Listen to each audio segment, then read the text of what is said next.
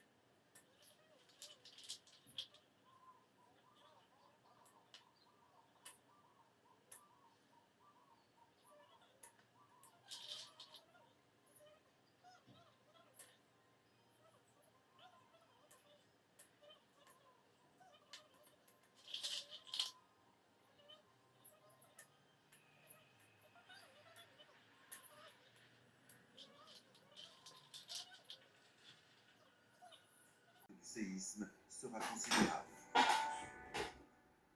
Au début des années 20, Yokohama était ouverte sur le reste du monde, un pont entre les civilisations japonaises et occidentales.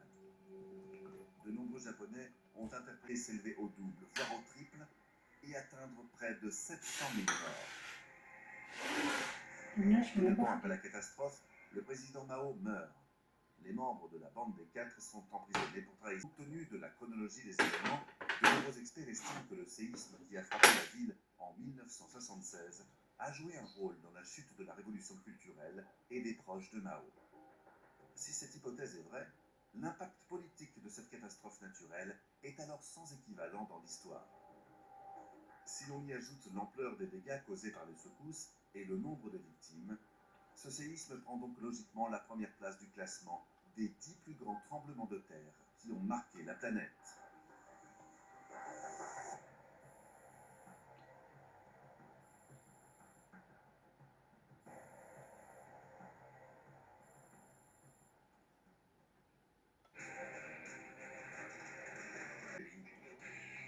Et des centaines de victimes qui se retrouvent ensevelies sous les décombres.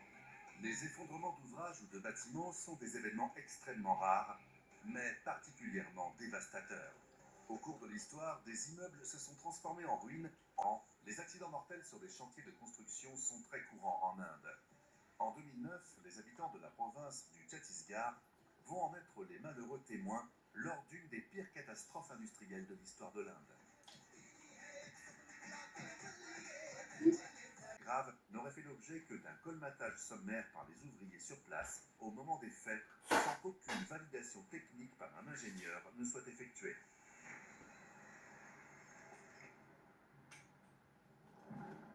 Lors du procès contre les responsables des travaux, la justice retiendra l'hypothèse selon laquelle L'immeuble Liberdad s'est effondré suite à une combinaison de plusieurs facteurs, sans pouvoir déterminer exactement lequel est à l'origine du phénomène. Cette décision mènera à la relaxe de ses responsables et laissera les familles dans l'incompréhension et la douleur. Elles devront attendre 2021 pour que la municipalité de Rio de Janeiro soit condamnée à leur version. Direction à présent le Royaume-Uni où un tragique accident s'est produit à proximité de la petite ville de Warwick. Compte tenu de leur gravité, la plupart des accidents de notre classement ont entraîné des modifications de la législation et des règles de sécurité. Ce fut le cas en 1993, lorsqu'un accident impliquant un minibus scolaire sur l'autoroute M40 a choqué le pays. Nous sommes le 18 novembre 1993, il est un peu plus de minuit. Un minibus scolaire roule sur un tronçon non éclairé de l'autoroute M40, près de la sortie numéro 15 dans le Warwickshire. À son bord se trouvent 14 élèves du lycée catholique du village de Hackney et leurs professeurs, qui rentrent chez eux après avoir assisté à un concert à Londres. Devant eux, sur la bande d'arrêt d'urgence, est stationné un véhicule d'entretien autoroutier de 12 tonnes 5. Il fait sombre le long de la route, mais ses feux de détresse clignotent. Alors que le minibus s'approche, roulant à une vitesse comprise entre 117 et 135 km/h, il ne ralentit pas. Il percute de plein fouet l'arrière du véhicule d'entretien. Le minibus explose en une boule de feu qui jaillit à 9 mètres de haut dans le ciel nocturne. Une épaisse fumée noire envahit le bus, piégeant les enfants et leurs professeurs à l'intérieur. Lorsque les secours arrivent sur les lieux, il est déjà trop tard. Sur les 15 personnes présentes à l'intérieur du minibus, les agents qui se trouvaient dans le camion d'entretien, aidés par des automobilistes, n'ont pu extraire que 7 victimes du véhicule avant qu'une deuxième explosion ne le détruise entièrement. Seulement 2 survivront à leurs blessures. Et l'accident vient juste de faire une 13e victime. Cathy Loret, 13 ans, est décédée des suites de ses blessures alors qu'elle se trouvait en soins intensifs. Les 2 survivants de l'accident, Bethal O'Doherty et Eric Caldwell, sont dans un état stable, mais ne peuvent pas encore être interrogés. Lorsqu'elles pourront parler, elles éclaireront peut-être la police sur ce qui s'est exactement passé cette nuit-là. Cette nuit-là, 12 enfants et leurs enseignants ont perdu la vie. Dès le lendemain de l'accident, la tragédie va traumatiser le pays et faire la une des journaux pendant plusieurs jours. Les analyses du minibus ne révéleront aucune défaillance mécanique. Le temps était clair et le véhicule d'entretien était garé selon les règles d'usage. L'accident serait dû en partie à la fatigue de l'enseignante de 35 ans qui conduisait le minibus. Elle venait de passer 16 heures à s'occuper des enfants et il était minuit passé. Mais l'enquête déterminera également qu'elle était en train de mettre ou d'enlever ses lunettes au moment de l'accident. Un geste réalisé au pire moment. Mais surtout, le minibus n'était pas équipé de ceinture de sécurité. Les passagers ont donc tous été violemment projetés à l'intérieur du véhicule au moment de l'impact. À la suite de cette tragédie, une réflexion nationale sur la sécurité des transports scolaires sera lancée afin de sensibiliser à la sécurité routière les élèves, les enseignants, les parents et les conducteurs. Mais il faudra attendre 1997, soit 4 ans après l'accident, pour que la loi britannique change enfin et que les ceintures de sécurité deviennent obligatoires dans tous les minibus et les autocars scolaires. Depuis l'accident tragique du minibus sur l'autoroute M40 et les modifications de la loi qui en ont résulté, de nombreux autres accidents mortels ont été répertoriés au Royaume-Uni. Encore aujourd'hui, des citoyens réclament un nouveau durcissement des règles de sécurité routière pour protéger au maximum les transports des élèves. L'incident qui occupe la 5e place du classement s'est produit à Venise en Italie le 3 octobre 2023. Peu avant le départ, mais une éventuelle défaillance de la colonne de direction ou de l'essieu avant pourrait expliquer pourquoi le chauffeur a perdu le contrôle du véhicule, conduisant le bus à heurter 27 fois le rail de sécurité. Mais l'enquête établira également que le chauffeur, mort au cours de l'accident, avait consulté un médecin pour des douleurs thoraciques au cours des semaines précédentes. Pourtant, l'autopsie ne révélera aucun signe de crise cardiaque. Mais une fracture à un os du doigt pourrait suggérer une dernière tentative désespérée pour éviter la chute.